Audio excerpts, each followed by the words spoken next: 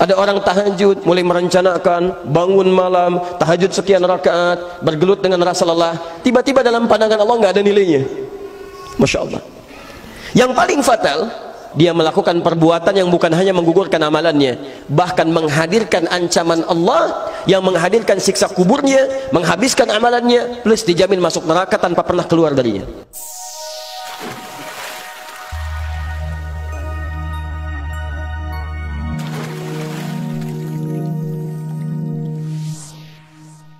Dalam kehidupan yang kita jalani, sering kita dapati bahwa umumnya muslim, termasuk kita, senang sekali bersemangat untuk meningkatkan amal-amal saleh, sehingga dengan itu kualitas amalannya bernilai baik dalam pandangan Allah Subhanahu wa ta'ala.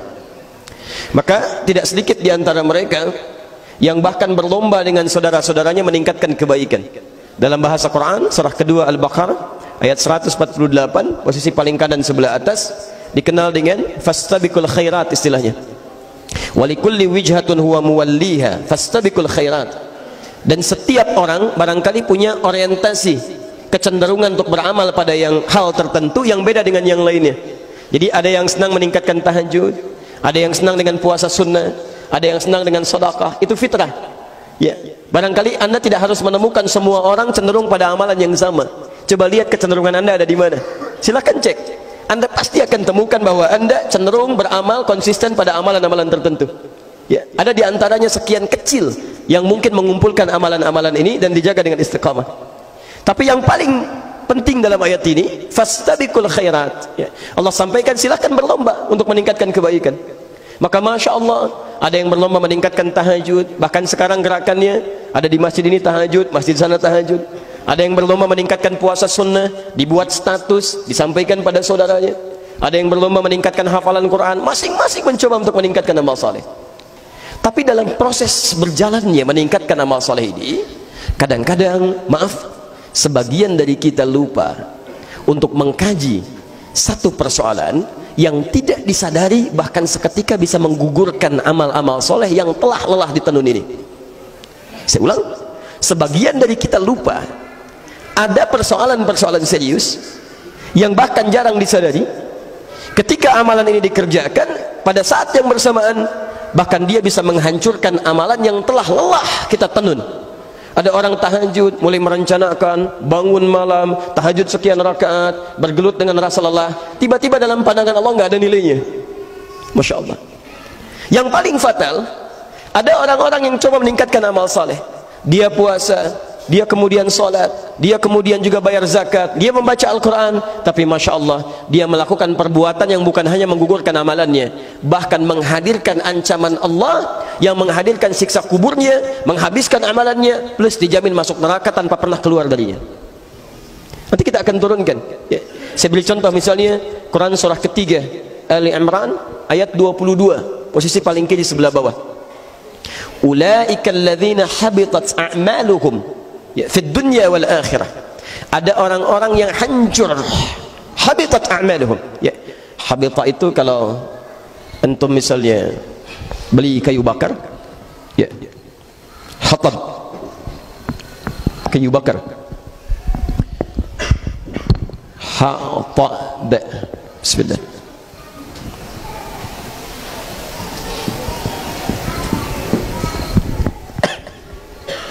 Nah, ini kayu bakar. Maaf, kalau kayu bakar itu mudah tersulut tidak? Mudah, makanya disebut kayu bakar ya. Baik, kalau tidak mudah tersulut mungkin kayu apa gitu kan, istilahnya bukan kayu bakar ya, kayu kuat gitu kan. Baik, kayu bakar mudah tersulut. Tersulut apa? Jelas api, karena dibakar ya. Pakai apa lagi kalau bukan pakai api gitu kan. Baik, mudah tersulut api. Baik, saya mau tanya, makhluk apa yang diciptakan dari api? Tahu dari mana? Kalau belum tahu cukup katakan. Baik, makhluk apa yang diciptakan dari api? Tidak ada makhluk Allah alam ya. Baik. Yang ada hanya pilihan malaikat, apakah jin ataukah manusia. Dalilnya Quran surah ke-15 ayat 27, posisi paling kanan sebelah bawah di mushaf standar. Wal jannu khalaqnahu min qablu min naris samum. Jin kami ciptakan, hati-hati, Sebelum manusia diciptakan dari bahan api yang menyambar-nyambar. Baik, bukan cuma api biasa, nyambar-nyambar. Jadi kalau Anda mendekat kepada bagian dari itu, apinya seakan mendekati Anda. Pernah Anda datang kepada satu tempat misalnya, untuk satu keadaan yang ada api yang sedang dibakar, apinya kadang nyambar-nyambar begini? Pernah merasakan itu? Tayyib. Jin. Yang jadi persoalan di antara jin yang diciptakan oleh Allah Subhanahu wa taala, ada kemudian yang mulai membangkang, keluar dari ketaatan kepada Allah Subhanahu wa taala. Quran surah ke 18 ayat 50, posisi paling kanan di pertengahan. Wa idh qulna lil malaikati isjudu li adama fasajadu illa iblis. Ketika kami firmankan kepada para malaikat dan jin yang hadir pada saat itu untuk hormat kepada Adam, semuanya sujud hormat kecuali iblis. Taib. Siapa iblis ini? Kana minal jinni fa fasaqa an amri rabbi. Dia termasuk dari kalangan jin. Taib, yang berbuat menyimpang kepada Allah Subhanahu wa taala. Jin yang menyimpang. Ternyata bukan hanya menyimpang, dia juga meminta kesempatan kepada Allah Subhanahu wa taala agar membuktikan kehebatannya, kesombongannya, ya, untuk menampakkan kepada seluruh anak cucu Adam bahwa dia lebih hebat dibandingkan dengan Adam. Apa yang dia lakukan? Dia memohon kepada Allah Subhanahu wa taala untuk membuktikan kesombongannya dengan cara menggoda anak cucu Adam. Bahkan menggoda Adam terlebih dahulu, ya. Godaannya kepada Adam ada di Quran surah kedua pertama kali ayat 36 sampai turun ke muka bumi. Dan permohonannya kepada Allah meminta menggoda anak cucu Adam diantaranya di Quran surah yang ke-4 An-Nisa ayat 119, posisi paling kanan sebelah bawah. Tayyib. Ketika dia mulai menggoda anak cucu Adam, termasuk menggoda Adam, namanya dirubah dari iblis menjadi setan. Quran surah ke-2 Al-Baqarah ayat 36, posisi paling kiri di pertengahan. Fa azallahuma asyaitanu anha fa akhrajahuma mimma kana fi. Syaitan.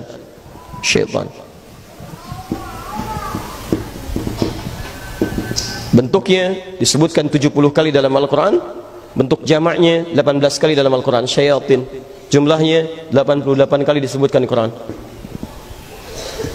Fokus, lihat kalimatnya. Allah menyampaikan di Quran surah ketiga Ali Imran ayat ke-22, posisi paling kiri sebelah bawah, ada orang-orang dan bentuknya jamak, ulaika, mereka. Kalau mereka satu atau dua? Banyak. Artinya tidak sedikit di antara manusia, dan bukan manusia biasa. Ya, karena kalau habis amalnya itu menunjukkan dia pernah beramal sebelumnya. Ya, kalau tidak pernah beramal nggak akan disebutkan oleh Quran, langsung seketika habis saja.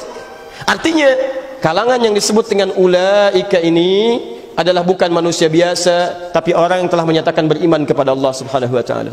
Ada orang-orang yang telah menyatakan dirinya beriman kepada Allah, statusnya muslim, tapi disebut dengan habitat a'maluhum. Habitat, ha ba ta. Kalau dibalikan kalimatnya dengan akar kata yang sama, Anda akan temukan dengan kalimat yang sama. Setiap kalimat yang dimulai dengan ha ba ta atau ditukar dengan ha ta kemudian ba, ini menunjukkan pada sesuatu makna yang sama. Lihat kalimatnya, nanti saya turunkan pelan-pelan sebentar. Ada orang yang hancur, habis amalannya, habis. Kenapa habisnya menggunakan kata habitat, padahal Allah bisa menggunakan kata yang lain? Bisa menggunakan kata khalasat. Ulaika khalasat, seketika habis, hilang. Ulaika dhahabat, seketika pergi amalannya, meninggalkan dia. Kenapa menggunakan kata habitat? Karena kata ha, ba, ta dalam bahasa Arab menunjukkan sebuah makna, sesuatu yang hilang pelan-pelan, tidak dirasakan, ujung-ujungnya hilang jadi debu begitu saja. Seperti persis akar katanya dikembalikan ke sini kalau ditukar. Kalau dalam bahasa ilmu sharaf ada namanya qalbul makani, ya, pertukaran tempat.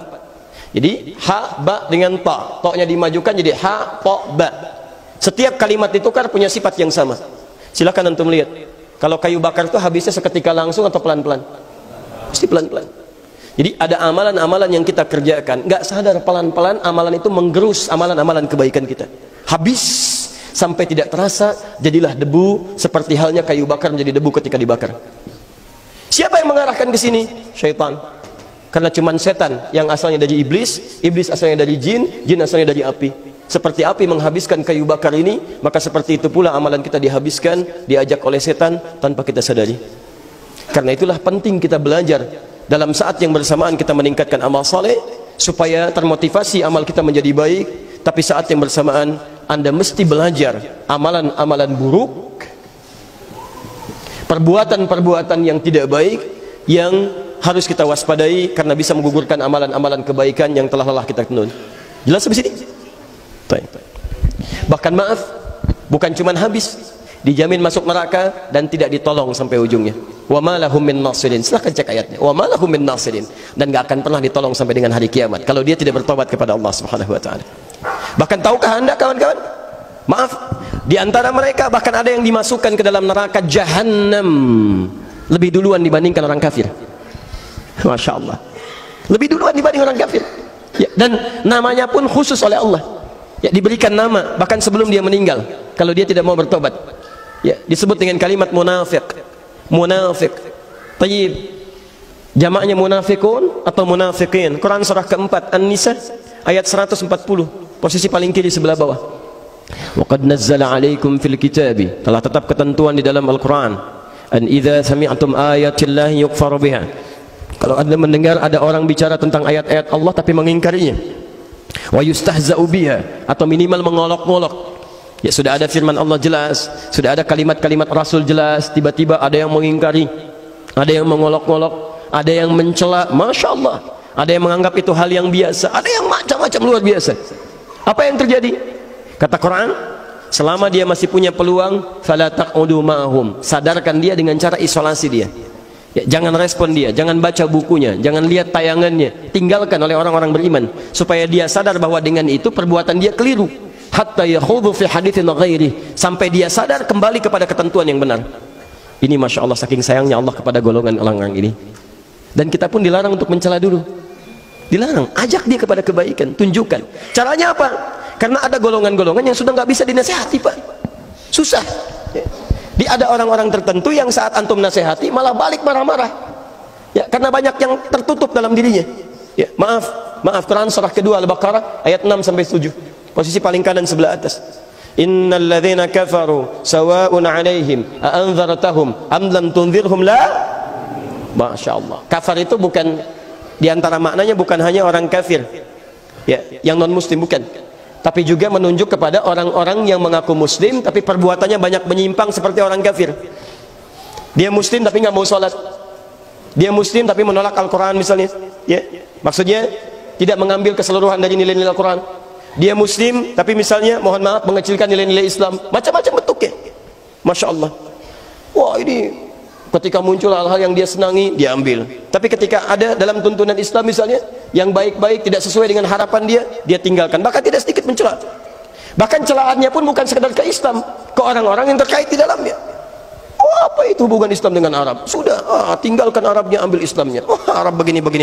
Begitu datang raja Arabnya, tiba-tiba ceklik, Masya Allah, kemarin kemana gitu kan? Iya, macam-macam. Oh, jangan bayangkan yang lain ya, saya cuma kasih contoh aja ya, kasih contoh. Kadang-kadang suka tidak konsisten itu ya dengan apa yang kita sampaikan. Ini teman-teman sekalian, kenapa? Karena khatamallahu ala qulubihim wa ala sam'ihim wa ala absarihim ghishawah. Jadi ada orang yang telinganya karena kebanyakan berbuat yang salah, sering dengar yang keliru, jadi mendengar yang baik sudah nggak peka lagi ya. Quran surah ke-6 ayat 25, wa fi adhanihim waqra, di telinganya ada sumbatan. Jadi kalau telinga antum sering dipakai mendengar yang tidak baik, nanti kepada yang baik gak bisa dengar lagi, susah ya. Sama, hati-hati.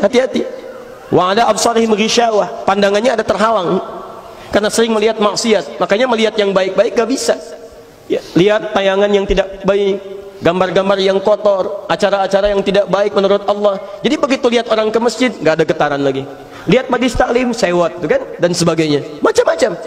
Bahkan hatinya kemudian pun susah. Kalau hatinya sudah susah, dinasihatkan pun sulit ya. Kamu kenapa sih begitu? Emang kenapa? Ya, kenapa sulit menerima Islam? Kata siapa? Saya sholat kok. Emang cuma kamu aja yang bisa gitu? Kamu kok gitu amat? Si Amat aja nggak gitu? Itu kan si Amat, bukan saya. Masya Allah, ini banyak gitu kan. Ketika disampaikan kalimat nolak, sampaikan ini marah ya, susah. Nah yang seperti ini Anda nggak usah ingatkan lagi, capek. Seringkali saya dengar ada orang berdebat begini, berdebat begitu. Yang punya masalah orang lain, yang ribut satu keluarga. Kan tidak lucu di sini. Yang punya masalah orang lain, kenapa Anda yang jadi rame? Itu kan sampai terpecah begini, terpecah begitu. Itu ujian dalam kehidupan. Nah, diantaranya kalau menemukan muslim yang seperti ini, sulit dinasihati, maka doakan dia. Doakan pada yang baik. Tapi kalau dia tidak mau berubah bahkan dengan doa, perhatikan kalimatnya. Maaf ya. Pertama, innakum idzam mithluhum. Jangan ikuti mereka, karena sepanjang Anda ikuti orang-orang seperti ini, maaf, yang seling menjelek-jelekan Islam, memojokkan Islam, merasa paling benar, sepanjang Anda ikuti lama-lama bisa seperti mereka. Lihat ancamannya. Innallaha jami'al munafiqina wal kafirina fi jahannam jami'an. Innallaha jami'al munafiqin. Pertama, Allah menyebut mereka dengan nama khusus sebelum mereka dimasukkan ke neraka kalau tidak bertobat. Kata Allah, lihat kalimatnya. Innallaha jami'ul munafiqin. Allah pasti akan himpun orang-orang munafik semacam ini. Dan kalimatnya jama', artinya bukan cuma satu. Wal kafirin, dan orang-orang kafir fi jahannam jami'a, di neraka jahannam. Teman-teman sekalian, saya tadi malam menerangkan kaidah at-taqdim wa ta'khir. Ada yang diawalkan, ada yang diakhirkan. Sesuatu yang diawalkan menunjukkan prioritas utama, yang diakhirkan menunjukkan gambaran selanjutnya. Artinya nanti saat di akhirat ada orang yang dimasukkan ke neraka jahanam, ternyata bukan orang kafir duluan, orang munafik duluan. Kalau orang kafir jelas gak ada amalnya, gak ada macam-macamnya, neraka wajar. Ini orang mengaku beriman, mengaku muslim, mengaku beriman kepada Allah, tapi kalimat yang bersamaan, sikap yang bersamaan, Masya Allah, dia mencela Allah, dia mencela Rasul, dia mencela agamanya, dia merendahkan dirinya di hadapan Allah Subhanahu Wa Taala, bahkan mencela saudaranya sama muslim. Kamu, kalau orang lain tidak beriman, berbuat salah, ya neraka wajar. Kamu mengaku beriman masih begitu juga, kamu yang duluan masuk neraka dan jahanam. Kalau sudah neraka jahanam gak bisa keluar, gak bisa keluar. Ya, ternyata orang-orang ini masih sholat.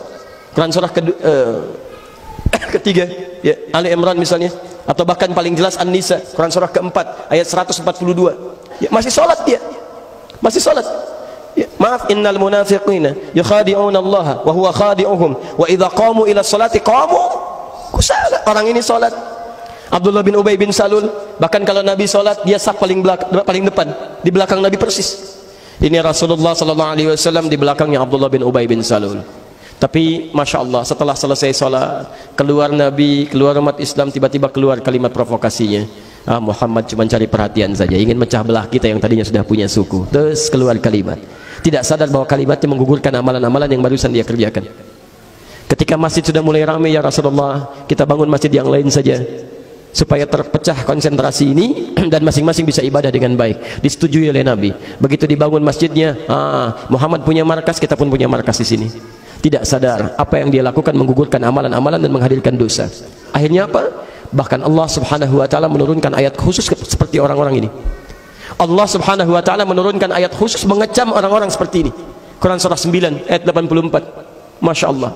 Bahkan jangan solatkan, jangan berdiri depan kuburnya. La tusalli ala ahadim minhum mata abada wa la taqum ala qabri. Kalau Anda menemukan orang-orang menentang Islam, melecehkan Islam, menolak Al-Quran, merendahkan martabat orang muslim dan tidak bertobat sampai akhir hidupnya, dan Anda mengetahui itu, kata Allah, jangan salatkan dia, jangan berdiri di atas kuburnya. Masya Allah, sudah dunianya tercela, tidak disolatkan, tidak didoakan, masuk ke alam kubur disiksa, dan neraka jahanam tidak keluar, padahal dia mengaku muslim dan salat.